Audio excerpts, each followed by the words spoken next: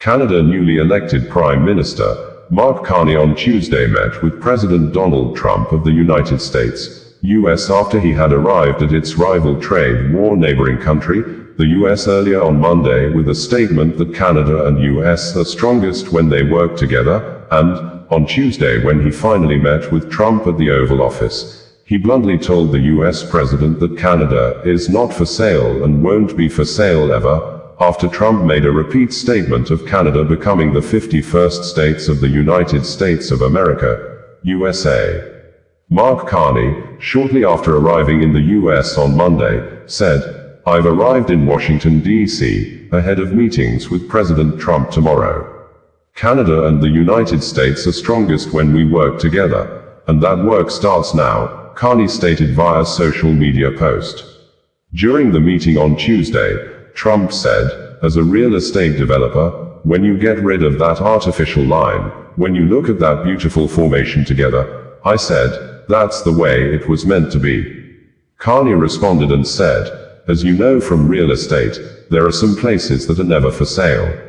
We are sitting in one right now, having met with the owners of Canada over the course of the campaign the last several months. It's not for sale. It won't be for sale ever." It would be recalled that the two leaders quickly engaged in a continuous exchange of words soon after Mark Carney took over as Canada Prime Minister, following Trump's repeated suggestions that Canada become part of the US as the 51st state.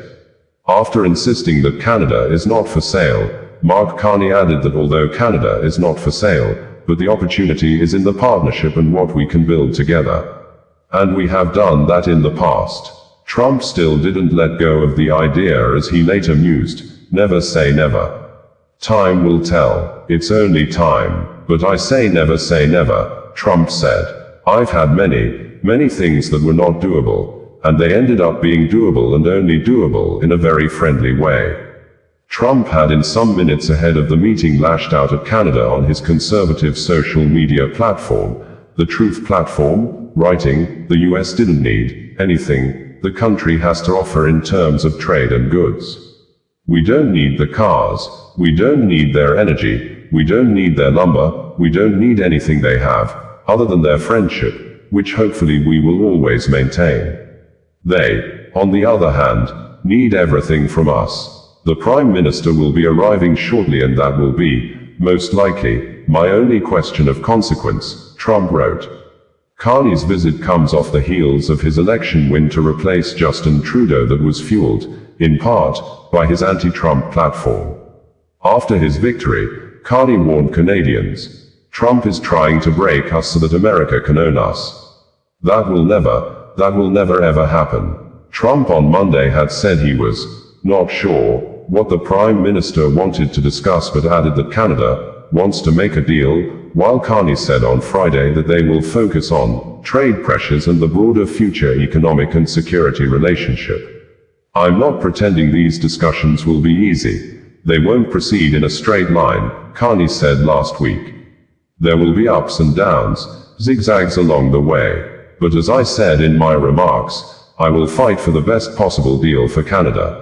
I will only accept what's in the best interest of Canadians, and I will take as much time as necessary to achieve that." Takes two to tango, right? But no, I do. I mean, I believe it would be a massive tax cut for the Canadian citizens. You get free military, you get tremendous medical cares and other things. There would be a lot of advantages, but it would be a massive tax cut. And it's also a beautiful, as a real estate developer, I'm a real estate developer at heart. When you get rid of that artificially drawn line, somebody drew that line many years ago with like a ruler, just a straight line right across the top of the country.